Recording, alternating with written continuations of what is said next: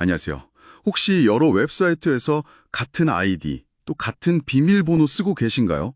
오늘은 바로 그 습관을 노리는 좀 교묘한 사이버 공격이죠. 크리덴셜 스토핑에 대해 좀 깊이 이야기 나눠보려고 합니다. 저희가 준비한 자료들 보면서 이게 대체 뭔지, 왜 위험한지, 또 가장 중요하게는 어떻게 우리 스스로를 지킬 수 있을지 한번 파헤쳐보죠. 이게 뭐 간단히 말하면 공격자가 다른 데서 이미 유출된 거 있잖아요. 그 아이디, 비밀번호 조합. 그걸 그냥 가져다가 전혀 엉뚱한 여러 웹사이트에 로그인을 시도하는 뭐 그런 방식이라고요. 네, 맞습니다. 핵심은 그거예요. 사람들이 여러 서비스에서 같은 아이디 비밀번호를 쓰는 경우가 생각보다 많다는 점. 그걸 노리는 거죠.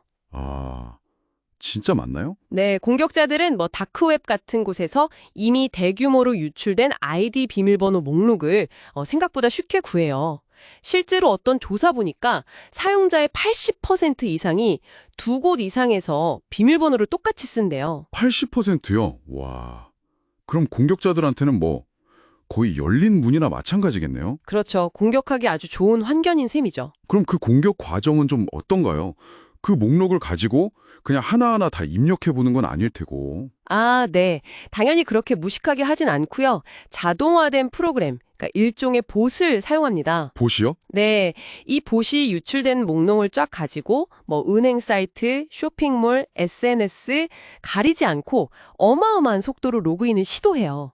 초당 수천 번씩 막 입력하는 거죠. 초당 수천 번이요? 네. 그래서 일단 로그인이 성공하면 그 계정으로 할 수 있는 나쁜 짓은 정말 다 한다고 보시면 돼요. 개인정보 빼내는 건 기본이고 몰래 결제하거나 다른 사람들한테 악성 코드 퍼뜨리는 통로로 쓰기도 하고요. 예전에 그 무차별 대입 공격? 브루트포스라고 하던가요? 그거랑은 다른 건가요? 네, 아주 중요한 지점인데요. 달라요. 무차별 대입 공격은 말 그대로 그냥 아무 문자나 막 조합해서 비밀번호를 때려 맞추려는 방식이에요. 시간이 엄청 오래 걸리죠. 네네. 근데 크리덴셜 스터핑은 이미 다른 데서 유출돼서 이건 진짜 아이디랑 비밀번호 조합이다 확인된 걸 쓰는 거예요. 그러니까 훨씬 빠르고 성공률도 당연히 높을 수밖에 없죠. 이미 답을 알고 푸는 거랑 비슷하네요. 그렇죠. 게다가 이 공격자들은 센트리 MBA나 블랙블랙 같은 그런 전용 도구를 쓰면서 수많은 가짜 IP 주소로 위장을 해요. 그래서 웹사이트 쪽에서는 이게 정상 사용자의 로그인 시도인지 공격인지 구분하기가 좀 까다롭습니다. 탐지가 어려워요. 게다가 요즘엔 더 교묘해졌다는 이야기도 있던데요. 단순히 로그인만 하는 게 아니라면서요? 맞아요. 그냥 로그인 성공 여부만 보는 게 아니라 특정 웹사이트 기능, 그러니까 API를 직접 노리거나요. 아니면 로그인 성공한 다음에 XSS나 SQL 인젝션 같은 그런 다른 해킹 기술을 또 쓰는 거죠. 사용자 정보를 더 빼내려고. 점점 복합적으로 진화하고 있어요. 정말 듣기만 해도 아찔한데요. 피해도 심각하겠어요? 실제 사례 같은 것도 있겠죠? 그럼요. 개인 입장에서는 일단 민감한 개인정보 유출될 수 있고요. 카드 정보나 주소 같은 거요. 그리고 당장 눈에 보이는 금전적 피해, 무단 결제나 계좌이체 같은 거요. 실제로 어떤 게임 회사에서는 이 방식으로 유저들의 게임 머니가 대량으로 도난당한 적도 있었고요. 게임 머니까지요? 네. 이게 심각해지면 신원 도용 문제로까지 이어질 수 있으니까 정말 조심해야 합니다. 개인뿐만 아니라 기업 입장에서도 이건 엄청난 골칫거리겠네요. 당연하죠. 일단 그렇게 대량으로 로그인 시도가 막 들어오면 서비스 자체가 느려지거나 아예 마비될 수도 있고요. 그리고 고객 정보가 유출됐다. 이건 기업 이미지나 신뢰도에 정말 치명적이죠. 법적인 문제도 생기고요.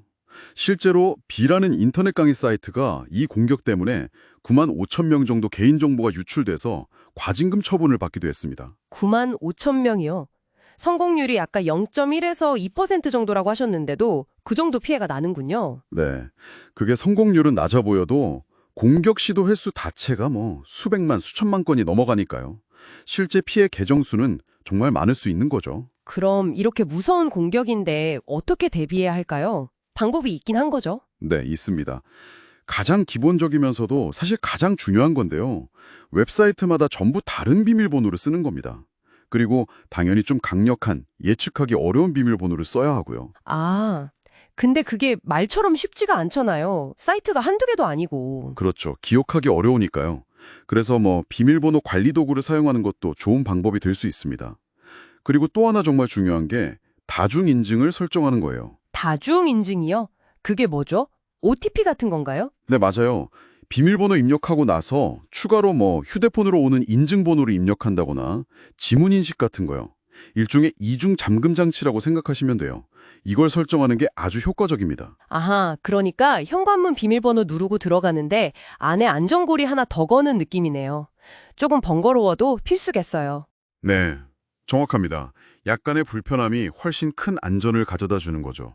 기업 입장에서도 이런 MF의 사용을 그냥 권장만 할 게 아니라 좀 더 강력하게 의무화할 필요가 있고요. 그리고 비정상적인 로그인 시도들, 예를 들어서 갑자기 단시간에 엄청나게 많은 로그인을 시도한다거나 평소 접속하던 곳이 아닌 이상한 IP에서 접근한다거나 이런 걸 잘 감시하고 차단해야 합니다. 사용자의 평소 패턴을 좀 분석하는 기술도 필요하겠네요. 네, 맞아요. 행위 기반 분석이라고 하죠. 그리고 그 로봇이 아닙니다 체크하는 거 있잖아요. 캡차. 그것도 봇의 접근을 막는 데 효과적이고요. 물론 근본적으로는 저장된 비밀번호를 안전하게 암호화, 해싱해서 보관하고 더 정교한 봇 탐지 솔루션을 도입하고 API 보안도 강화하고 지속적인 노력이 필요합니다. 결국 정리해보면 이 크리덴셜 스토핑이라는 건 우리가 좀 편하자고 비밀번호 여기저기 똑같이 쓰는 습관이랑 공격자들의 자동화된 기술, 이게 딱 만나서 생기는 위협이네요. 네, 맞습니다. 개인이 조금만 더 신경 써서 사이트마다 다른 비밀번호 쓰고 다중인증 MFA 설정하고 이것만으로도 사실 많은 위험을 줄일 수 있겠어요. 네, 그렇습니다. 개인 차원의 노력이 정말 중요해요. 물론 이 공격 기술도 계속 진화하니까요. 사용자뿐만 아니라 서비스를 제공하는 기업들도 계속해서 관심을 가지고 노력해야 하는 부분입니다. 네, 오늘 말씀 감사합니다. 마지막으로 이 이야기를 듣고 계신 여러분께 질문 하나 던져보면서 마무리할까 합니다. 만약 여러분이 여러 곳에서 쓰고 있는 비밀번호 중 하나가 유출됐다고 생각해 보세요.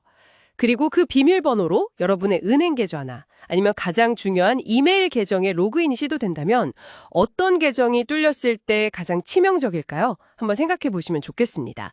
이 질문이 앞으로 여러분의 비밀번호 관리 습관에 어떤 영향을 줄지 고민해 보시는 계기가 되길 바랍니다.